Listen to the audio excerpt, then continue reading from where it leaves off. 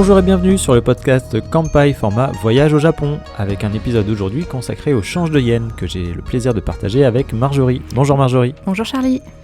Donc je te lance direct sur l'article Kanpai, puisque très souvent on y fait référence. Oui, donc l'article qu'on va détailler aujourd'hui pour le podcast sur le voyage au Japon, c'est changer ses euros en yens au meilleur prix. Donc on va parler d'argent.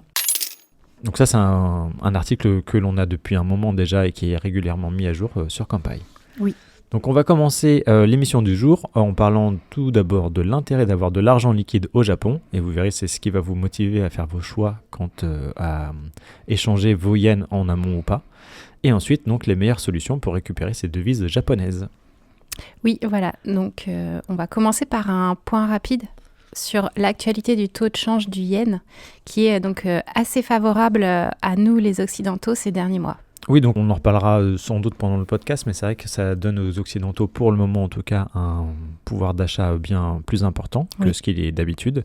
Et en termes techniques, ou en tout cas monétaires, donc le yen, passer du yen en euros, selon le convertisseur que l'on a sur Kanpai, à l'heure où on enregistre, 1 euro est égal à 158 yens environ, et 100 yens à environ 63 centimes d'euros. On constate que c'est la même tendance avec le dollar, puisque 1 dollar américain équivaut à environ 145 yens. Oui, donc on a aujourd'hui un taux de change qui est donc très favorable pour nous, ce qui nous donne donc plus de yens que d'euros quand on fait l'échange. Et donc pour rappel, en fait, ça n'a pas toujours été le cas. En février 2020, donc au début de la pandémie, 1 euro s'est changé contre 118 yens, donc 40 yens de moins qu'aujourd'hui. Et ensuite, depuis 3 ans, le cours du yen sur les marchés financiers n'a cessé donc de continuer sa dépréciation. Et on a successivement passé des barres comme en juin 2022 où on a dépassé la barre des 140 yens, puis en avril 2023 celle des 150 yens. Et en fait le cap des 160 yens, donc 1 euro pour 160 yens, a été franchi là pendant le mois de novembre, mais il n'est pas resté à ce taux. Il est redescendu un peu en dessous vu qu'aujourd'hui on va dire que c'est environ 158 yens. Et du coup ce qu'on peut dire c'est que depuis quelques années c'est très favorable et donc partir au Japon quand on vient de l'Europe et des États-Unis, c'est bon pour notre argent puisqu'on gagne quelques yens en plus. Et notamment, par exemple, quand on achète aussi, on dit souvent qu'il faut s'y prendre en avance, on le répète encore aujourd'hui, mais si on achète ses passes de transport, ses billets de train ou autres, si le prix est fixé en yens, du coup, il y a tout intérêt à le faire en amont plutôt que sur place. Oui, parce que maintenant, on est encore favorable en 2023 et en début 2024, mais il faut dire que ce taux de change du yen reste exceptionnellement bon, mais ne va pas rester forcément très longtemps à cette hauteur. Et d'ailleurs, la Banque du Japon a annoncé que ça serait sans doute les derniers mois où on aurait un yen qui est maintenu aussi bas et que comme la monnaie est largement sous-évaluée, elle va se redresser à moyen terme et donc ça va fluctuer dans le mauvais sens pour nous, puisque ça va revenir peut-être à quelque chose d'un peu plus normal, on va dire. Oui, en fait, voilà, c'est ce qu'il faut retenir, c'est que c'est un retour à la normale qui nous arrangeait bien auparavant. Oui, voilà. Donc ça, c'est pour la petite introduction. Aujourd'hui, changer ses yens, c'est très bien pour si on a une monnaie à la base en euros ou en dollars. Et on a encore un peu le temps de le faire justement avant que ça remonte en flèche. Et on en parlait un peu avec Gaël dans le podcast Actu justement de cette fin de la politique monétaire ultra accommodante de la part du gouvernement japonais. Ce sera fortement probable que ça va remonter en 2024, mais c'est vrai qu'on ne sait pas si ça sera à partir du printemps, de l'été ou un peu plus tard. Ah non, ça reste les marchés financiers, donc tout est fluctuant et tout est flou. Voilà, c'est assez difficile de se prévoir. Il faut juste être au courant de la situation et savoir à peu près dans quel contexte on est aujourd'hui. En première partie, on va parler de l'intérêt de l'argent liquide au Japon, puisque si vous êtes des amoureux du Japon, vous n'êtes pas sans savoir que c'est vrai que la carte bleue n'est pas très démocratisée, même si peut-être qu'avec le tourisme de plus en plus, le Japon commence à s'y mettre, mais c'est quelque chose qui n'est clairement pas démocratisé. Donc évidemment, on peut payer dans les grandes villes et les grandes enseignes avec sa carte bancaire, que ce soit la carte bancaire physique ou dématérialisée sur le portable par exemple. Sinon, c'est vrai que ça reste un peu plus compliqué et notamment dans certaines régions rurales ou plus reculées où le seul moyen de paiement, ça va être le cash, donc le liquide. Oui, le Japon, ça reste un pays où l'argent liquide est largement utilisé par toutes les couches de la population et par toutes les petites enseignes, les petits commerçants, les magasins, les restaurants, etc. Donc on ne vous regardera jamais d'un œil bizarre si vous payez avec beaucoup de billets. C'est très répandu et il faut le savoir, ça s'utilise facilement. Et du coup, tu as dit que dans certaines régions rurales et reculées, il n'y avait que l'argent liquide pour échanger et payer. Et ça, donc, c'est vrai. Donc, par exemple, dans des villages de montagne, dans des stations à onsen, donc avec les bains chauds, ou alors sur les îles les plus reculées, les toutes petites îles que l'on visite pour leur côté oublié ou d'anciennes îles. En général, il n'y a rien dessus. Et si on veut s'acheter une petite boisson ou un petit repas, il faut pouvoir le payer en liquide. Et donc il y a même aussi des endroits où il n'y a pas de quoi retirer des billets. Donc c'est pour ça qu'il faut s'y prendre en avance. Voilà. Et dans toutes les visites aussi, donc plus traditionnelles, on paye souvent en liquide à l'entrée des temples et des jardins japonais. La plupart du temps, on ne peut pas payer par carte ou autre. Et puis aussi dans tout ce qui est les petits commerçants, les petits restaurants, quand on va manger dans un comptoir par exemple, ou alors dans les marchés et dans les foires. Classiquement, on paye en liquide. Et à ce propos, dans les villes, ça peut être écrit à l'entrée qu'on ne prend pas la carte bancaire, mais pas tout le temps. Il faut toujours avoir un peu sa liasse sur soi, on va dire. Oui, ou alors des fois c'est écrit en anglais, c'est marqué cash only, donc ça veut dire qu'on ne pourra que payer en liquide. La monnaie, elle s'utilise aussi pour les fameux gashapon, donc ces machines de jouets en capsule qui vont fonctionner manuellement, donc avec la molette à tourner, ou les machines à pince aussi, les UFO catchers, que l'on peut retrouver dans ces grandes enseignes de jeux vidéo par exemple. Et oui, parce que comme ce qu'on a dit, les Japonais adorent l'argent liquide et ils les utilisent aussi pour leurs loisirs. Donc toutes ces petites machines un peu rétro et qu'on adore faire au Japon, donc les gashapon ou les UFO catchers ou autres, dans les salles de jeu, ça fonctionne beaucoup par pièce. Et dernier élément sur lequel on peut porter attention, ça va être sur les coin lockers qui ne fonctionnent pas tout le temps avec la carte bancaire, même assez rarement d'ailleurs. On va dire que ça va être entre 500 et 700 yens très régulièrement. Pour stocker ses affaires dans un coffre plutôt au niveau des gares, par exemple, des gares routières. Dans les casiers, ouais. Elles ne disposent pas toutes de quoi payer en carte bancaire. Oui, alors si on peut payer par pièce, souvent les coin lockers et plein d'autres choses, on peut aussi payer avec les cartes de type Suica ou Pasmo, puisque ce sont des cartes prépayées que l'on charge et en fait on peut payer aussi avec ces cartes. Mais pour charger ces cartes, en général, on les charge avec de l'argent liquide au Japon, dans des machines. Donc en fait, voilà, on retourne à la base. Donc, et du coup, faut savoir que si vous achetez une carte Suica, une carte Pasmo et que vous voulez la recharger, le plus facilement, c'est d'aller dans les bornes de recharge automatique dans les gares et c'est avec des billets. Oui, on a aussi la carte maintenant Ikoka qui prend la part sur la Suica qui est en rupture de stock au Japon. Et c'est des cartes aussi que vous pouvez dématérialiser, donc vous pouvez faire le transfert directement sur votre téléphone. Ce qui peut être très pratique, mais après à vous de voir, parce qu'il y a des frais aussi, on peut avoir des frais quand on transfère son argent. Il faut avoir une connexion Internet, du coup. En plus de ça, ouais. Partout.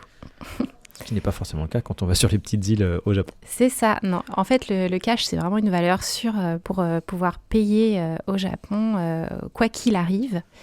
Et d'ailleurs, il est recommandé d'avoir toujours sur soi un minimum d'argent liquide en cas de situation d'urgence. Et on pense par exemple à des catastrophes naturelles qui peuvent se passer, alors, même si on ne vous le souhaite pas, mais on ne sait jamais. Un typhon qui passe un peu trop fort et qui provoque une panne électrique, ou alors un séisme, il y a quelques dégâts. Avoir sur soi quelques yens, un billet et un pièce, ça permet de pouvoir pallier aux dépenses les plus prioritaires tout de suite. Et on l'a vu malheureusement avec le cas du séisme début janvier justement. Oui, il y a des séismes régulièrement au Japon et certains qui sont assez forts. Donc voilà, le mieux on est préparé, le mieux on peut réagir. Et puis en plus de ça, avoir une liasse de billets sur soi, vu qu'on est au Japon, d'autant plus, en termes de sécurité particulièrement, eh bien c'est pas du tout un souci. Le risque le plus élevé à vrai dire, c'est de perdre soi-même son argent ou son portefeuille. Oui, en fait, il n'y a pas vraiment de vol de portefeuille ou de pickpocket au Japon. C'est pas du tout l'usage ou la tradition, si j'ose dire. Et du coup, vous pouvez très bien vous promener avec une certaine somme d'argent. Et voilà, le risque est le plus important que vous perdez en fait votre portefeuille vous-même tout seul. Et la chose qu'on peut recommander peut-être, ça va être de diviser, on va dire, ces espèces entre une peut-être grosse somme que vous avez prise pour votre début de voyage par exemple, et après lors de vos sorties vous n'êtes pas obligé de tout amener sur vous tout le temps, quoi. Non, puis souvent dans les hébergements vous avez des coffres-forts qui sont prévus dans les chambres, je pense aux hôtels ou aux ryokan, etc. Et donc vous pouvez en laisser une partie à votre hébergement, le mettre dans le coffre-fort pour être sûr que tout va bien, et puis comme ça vous emportez avec vous ce dont vous avez besoin pour la journée, pour vos dépenses de loisirs et de nourriture. Et c'est vrai qu'on n'en a pas encore parlé, mais est-ce que tu pourrais nous décrire un peu comment fonctionne le système monétaire, en tout cas les pièces, les billets au Japon?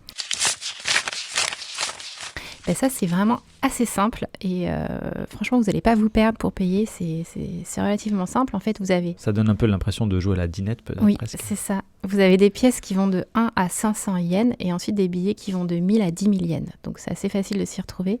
Les pièces de 1 yen, en général, ça correspond à nos centimes. Elles sont d'ailleurs très légères. On a l'impression qu'elles n'ont pas de poids.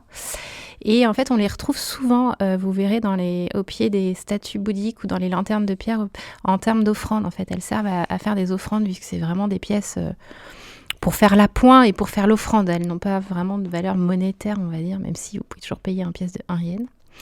Et on a aussi la pièce de 5 yens qui a aussi une symbolique au Japon parce qu'elle se dit Go-en et qui veut dire en homophone kanji destin et fortune. Donc elle est associée à tout ce qui est porte-bonheur, talisman pour la chance, etc. Et donc on la retrouve aussi souvent utilisée dans les sanctuaires shinto ou les temples bouddhistes. Donc ça, ça a une valeur symbolique, un peu sentimentale, les pièces. Et puis les billets, 1 000 yens à 10 000 yens, c'est assez facile de s'y repérer.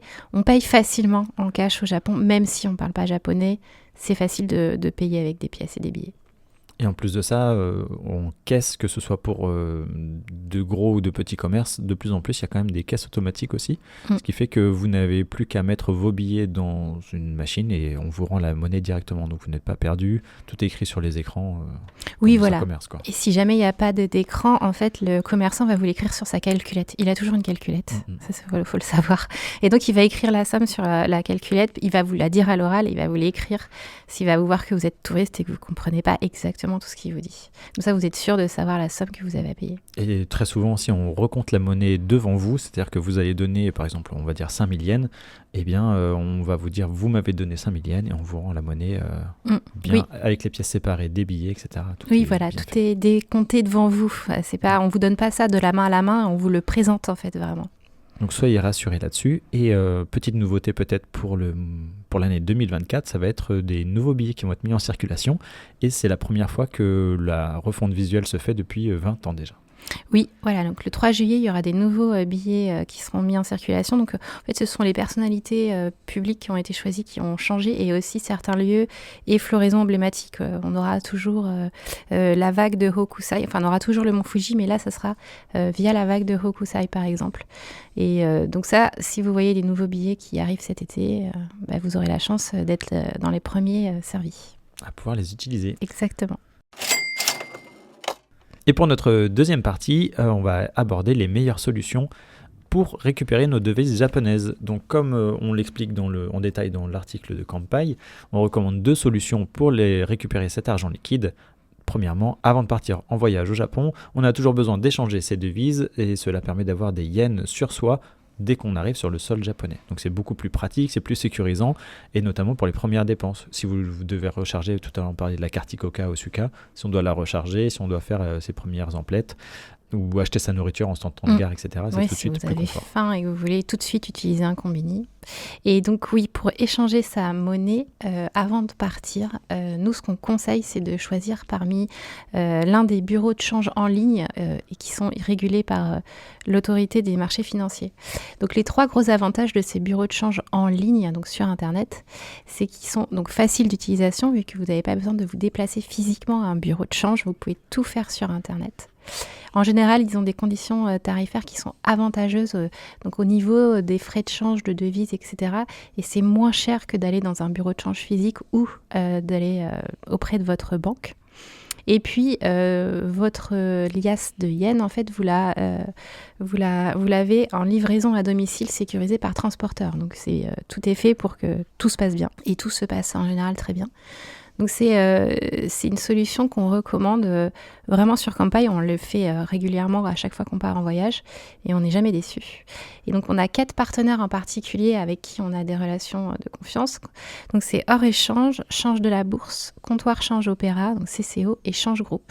Donc la plupart du temps ce sont des bureaux de change qu'on trouve à Paris en physique, mais qui pour la majorité des gens qui ne vivent pas à Paris du coup, c'est pratique, on peut faire appel à leur service via Internet. Et pour savoir un peu tous les services qu'ils proposent et les tarifs qu'ils ont, on a un tableau qui compare en fait leurs prestations, qui est mis à jour très régulièrement, donc à chaque fois qu'ils changent quelque chose dans leur service. Et puis on a aussi des codes de réduction, notamment pour tout ce qui est frais de livraison, avec un code campagne. Donc vous pouvez aller sur notre site internet, sur l'article qu'on a mis là, changer ses euros en yens au meilleur prix, et vous avez des codes de réduction par rapport à une fois que vous aurez fait votre choix parmi ces 4 partenaires. Donc on recommande vraiment cette solution, et on ne recommande pas du tout, on va dire, les bureaux de change aux aéroports qui en général affichent vraiment les frais de change les plus élevés par rapport à tout ce qu'on peut trouver dans notre pays de résidence et puis sur place. Donc ça, c'est vraiment des solutions de dernier recours quand vous n'avez plus du tout le choix ou vous n'avez pas du tout préparé. Mais c'est pas du tout ce qu'on recommande. Et en plus de ça, ça permet, quand on passe par les bureaux en ligne, ça permet d'avoir déjà son argent avant de rentrer sur le sol japonais. Oui. Puisque si on va à l'aéroport, ça fait perdre un peu de temps, en plus déjà d'être une fausse bonne idée, parce que comme tu le dis, les taux de change sont beaucoup plus importants.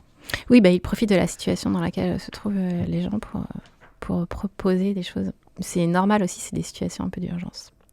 Et puis pour info, quand vous arrivez sur le sol japonais, vous avez le droit d'amener jusqu'à 1 million de yens en argent liquide par personne. Ça, c'est pour information officielle. Donc 1 million de yens, aujourd'hui, c'est environ 6 300 € par personne. Donc ça laisse quand même un peu de marge. Oui, pour s'acheter son petit truc en combini, sa bouteille d'eau et... Voilà, pour un voyage au Japon, c'est bien. C'est tout à fait honorable.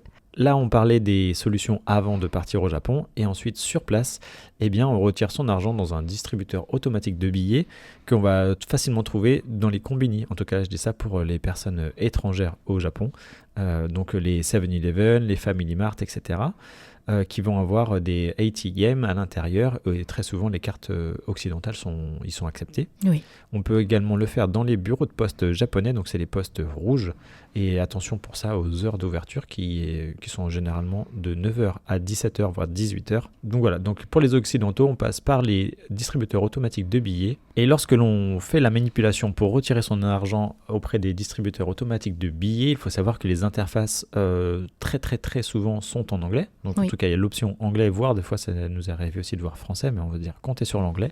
Et si vous ne parlez pas anglais, vous pouvez sélectionner la fonction Withdrawal qui vous permet de retirer sur ces ATM votre argent liquide.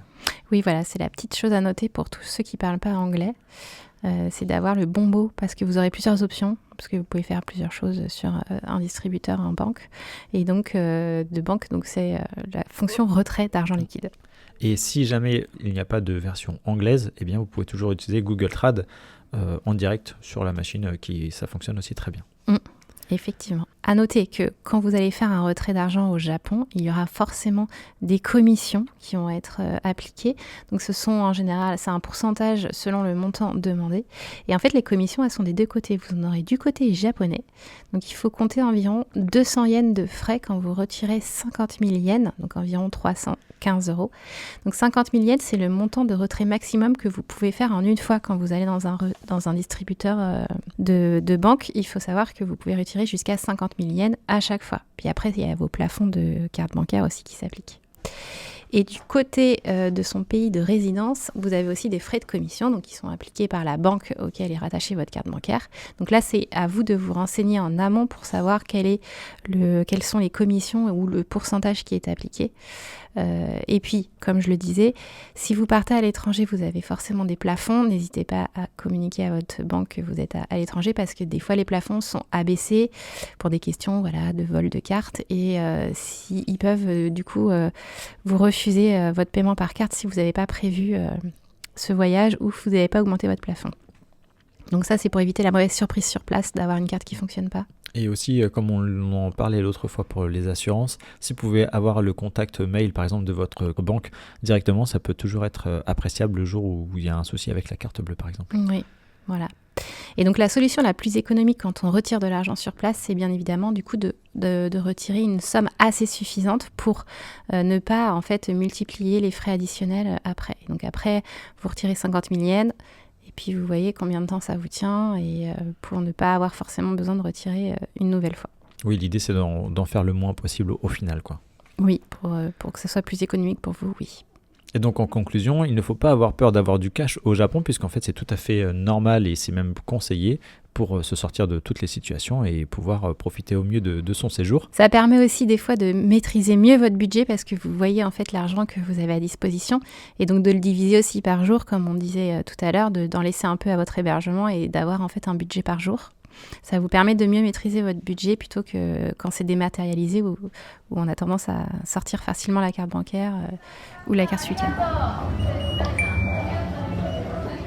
Et puis clairement, ce sera aussi votre premier contact, sans doute si c'est votre première fois au Japon, avec le japonais pour communiquer. Et donc ils sont toujours ravis de ce moment-là aussi.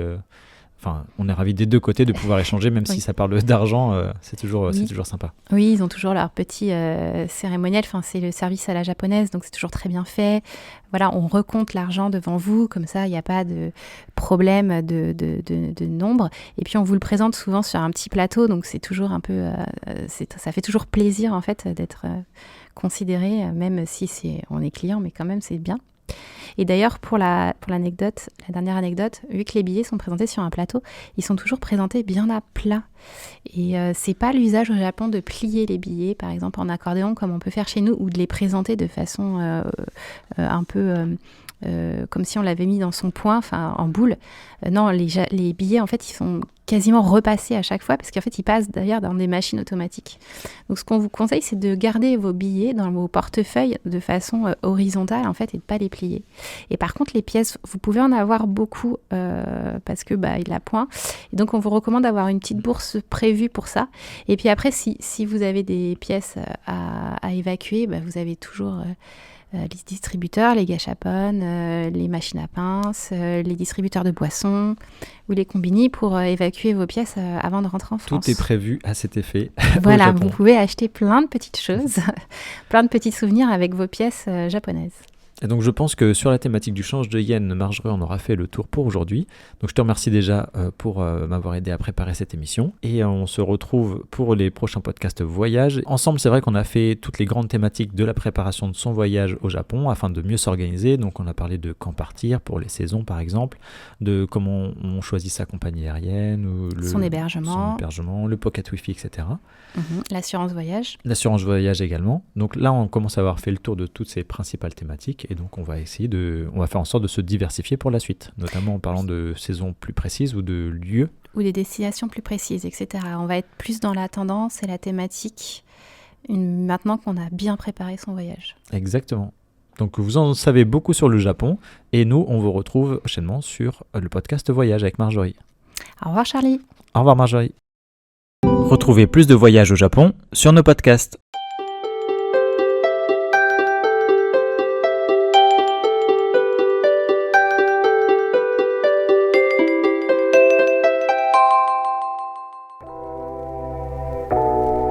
Merci d'avoir écouté cet épisode du podcast Kampai.